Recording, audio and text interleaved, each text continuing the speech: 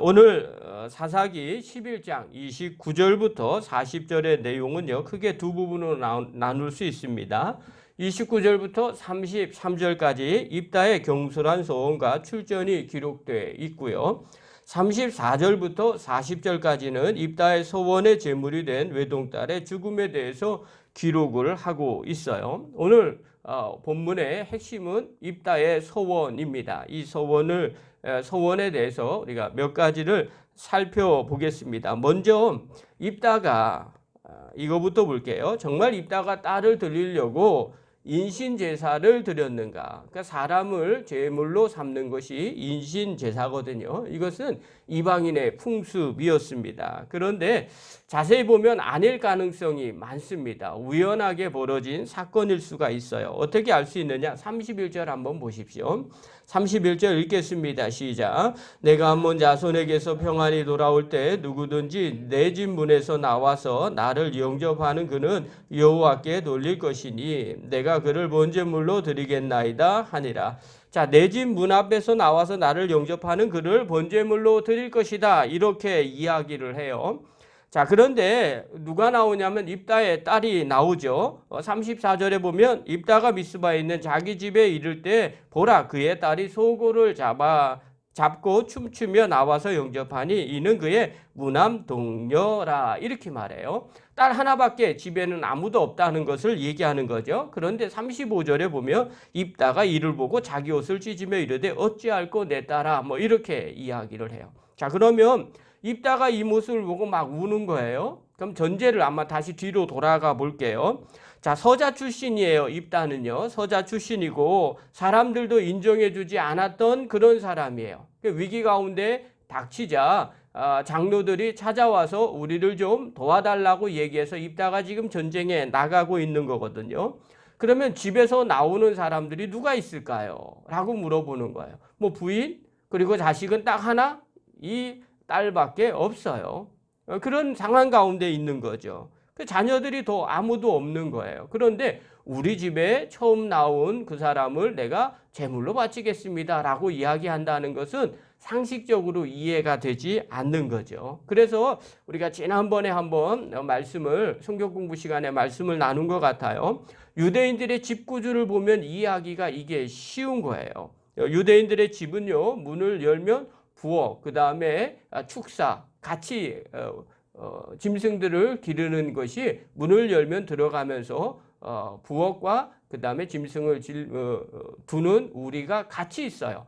그리고 방, 이런 구조로 되어 있거든요. 그러니까 문을 열면 뭐부터 나오냐면 짐승들이 밤에 잠을 자고 난 다음에 새벽에 문을 열어놓으면 이제 짐승들이 막 먼저 나오게 돼 있어요. 예수님이 마구간에서 태어나셨다고 그럴 때 말구에서 태어나셨잖아요. 그러면 우리 생각은 어떠냐면 집 바깥에 있는 문 옆에 있는 외양간 이 정도 생각을 해요. 이것은 우리의 전통입니다. 근데 유대인들의 전통은 문을 열면 부엌 옆에 우리가 있어요. 그 다음에 말이나 양들이 그곳에 있죠. 그리고 말구유라고 하죠. 말 먹이 하는 곳은 잠자는 방 바로 옆에 있습니다. 그러니까 아마 마리아가 방 근처에서 있다가 아기 예수 태어나고 그 아기 예수를 말구 위에다가 올려놓은 것으로 이야기를 하고 있죠. 이것이 고대 근동의 역사들이에요. 자, 이런 식으로 관점을 바라보면 입다가 무엇 때문에 기록을 하고 있고 지금 무엇을 강조하고 있는 거냐면 하나님 우리가 전쟁에서 승리하게 하시면 우리 집에서 나오는 이 짐승 갖고 하나님 앞에 번제를 드리겠습니다. 이렇게 생각을 한 거죠. 그리고 하나님 앞에 번제를 드리려고 했는데 나오는데 웬일이에요? 짐승보다 먼저 외동딸이 나온 거예요. 그러니 소원한 것을 갚지 않을 수는 없게 되죠. 어떻게 알 수 있느냐? 이것 때문에 이스라엘 백성들이 관습으로 삼았다고 얘기해요. 처음 있는 일이기 때문에 그래요. 말도 안 되는 일이지만 소원한 것을 갚기 위해서 이런 일을 행한 것, 그것을 보고 이스라엘 사람들이 관습이 돼서 입다의 딸을 위해서 애곡을 하더라는 거죠. 자, 그렇다면 늘 사람을 제사를 드리는 인신제사를 드렸다면 굳이 이렇게 기념을 할 필요가 있겠어요? 없는 거죠. 이것은 정말 일어나기 어려운 일인데 일어났기 때문에 이런 일들이 벌어진 거예요. 자, 이렇게 생각을 하면 그 다음 걸 보면 소원은 기도 응답의 조건이 아니라는 거예요. 그러니까 우리가 신앙생활을 하면서 하나님 앞에 종종 소원하는 내용들이 있어요. 하나님 이렇게 해주시면 내가 이렇게 하겠나이다. 이렇게 기도를 하죠. 그리고 간절히 구해요. 마치 기도의 소원과 기도 응답이 연관이 되어 있는 것처럼 생각을 합니다. 그런데 이런 해석은 아까 입다의 해석과 마찬가지고 인간적인 해석일 수도 있어요. 왜냐하면 인간에게는 이런 효과가 있어요. 만약에 누군가가 저는 도와줄 마음이 없는데 누군가가 저한테 찾아왔어요. 그러면서 이야기하죠. 제발 이번 한 번만 도와주면 내가 이렇게 해주겠습니다. 이것은 기도가 아니라 사실은 흥정입니다. 만약에 이렇게 해주면 제가 이만큼 해드리겠습니다. 아니면 이런 일들을 해주겠습니다. 이런 거예요. 자, 그러면 인간인 저는 어떤 생각을 갖느냐? 마음이 왔다 갔다 할 거예요. 아, 한번 해줄까? 너무 내가 받을 게 크다면 또 그 사람이 나한테 줄 게 크다면 내가 한번 생각을 바꿔서 그 사람에게 무언가를 해줄 수 있을지도 몰라요. 그러나 하나님은 전지전능하신 분이에요. 하나님이 사람의 어떤 조건 때문에 만약에 사람처럼 그렇게 생각을 바꾼다? 그러면 그것 자체가 하나님 되기가 쉽지 않은 거죠. 자, 오늘 입다가 소원을 하는 거예요. 뭐라고 소원을 하느냐? 31절 다시 한번 30절과 31절 다시 한번 보겠습니다. 읽겠습니다. 시작. 그가 여호와께 소원하여 이르되 주께서 과연 암몬 자손을 내 손에 넘겨주시며 내가 암몬 자손에게서 평안히 돌아올 때 누구든지 내 집 문에서 나와서 나를 영접하는 그는 여호와께 돌릴 것이니 내가 그를 번제물로 드리겠나이다 하니라. 자, 암몬 자손을 뭐라고 그래요? 내 손에 넘겨주시면 이렇게 말해요. 자, 이 말은 승리하게 하시면이라는 의미예요. 그러면 내 집 문에 빼서 나와서 나를 영접하는 그를 번제물로 드릴 것이다. 이렇게 소원해요. 자, 생각을 한번 보십시오. 하나님의 영이 입다에게 임했어요. 그리고 전쟁에 나가게 하셨어요. 그런데 입다가 여기서 소원의 기도를 이야기한 것뿐이죠. 자, 그러면 이 소원 때문에 하나님께서 생각을 바꾸셔서 입다를 승리하게 하셨을까요? 여러분, 기도의 제목을 가지고 기도의 제목의 조건으로 하나님이 응답을 해 주셨을까요? 그러면 하나님이 더 이상 하나님 되시는 것이 아니죠. 하나님은 이것 때문에 응답하고 승리하게 하신 것이 아니에요. 벌써 성령에 하나님의 영을 그에게 부어주셨잖아요. 그리고 입다를 사사로 세우셨어요. 그것은 전쟁에 승리하게 하시려고 하나님의 놀라운 계획이 그 안에 벌써 있는 거죠. 여러분, 우리가 소원하면 기도 응답이 되어지는 것이 아닙니다. 기도 응답은요, 하나님의 은혜예요. 그러면 우리의 소원은 도대체 뭡니까? 우리도 가끔씩 소원하잖아요. 여러분, 이 소원은 우리가 더 믿음을 세우려고 하는데 있는 거예요. 그래서 우리가 저 주님 앞에 나가고 또 주님 앞에 은혜를 더 받기 위해서 또 더 믿음의 사람이 되기 위해서 헌신하는 것. 이것을 할 때 우리가 다짐을 하죠. 결심을 하죠. 이것이 소원의 모양으로 나오는 거예요. 그러면 이런 질문이 나와요. 아예 한나도 소원 기도를 해서 하나님이 응답하신 거 아닙니까? 그러지 않습니다. 사무엘상 1장 11절에 보면요.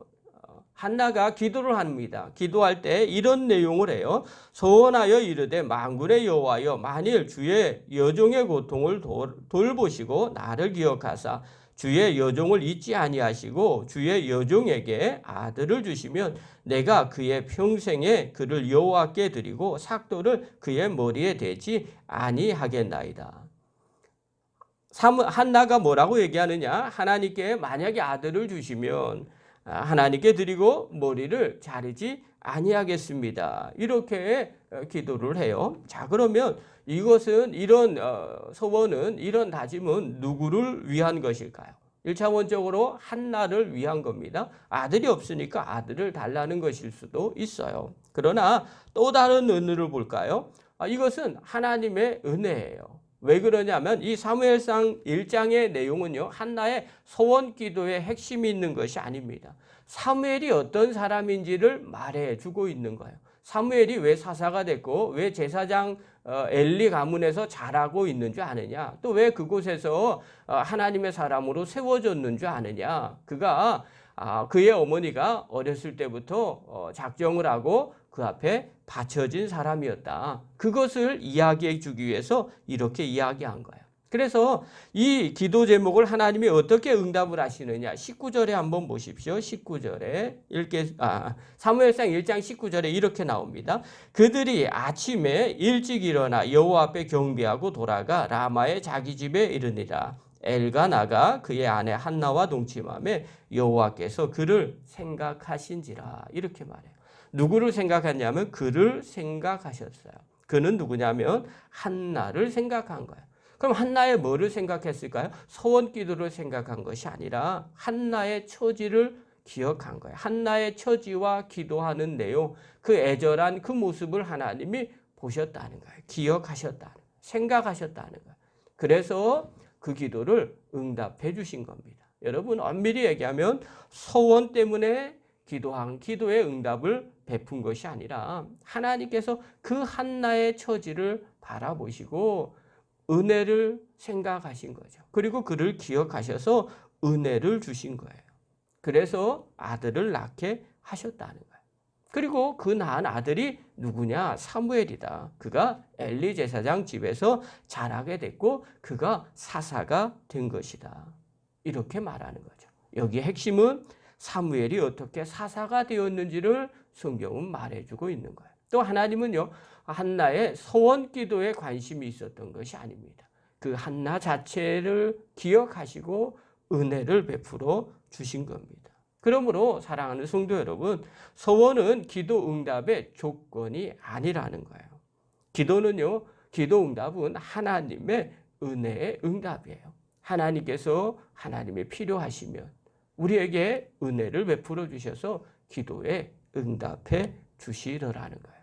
여러분, 하나님은요, 그때나 지금이나 동일하세요. 오늘 영상을 보시는 귀한 성도 여러분, 또 함께 참여한 귀한 성도 여러분, 우리가 무엇을 중요하게 여기는지를 보셔야 됩니다.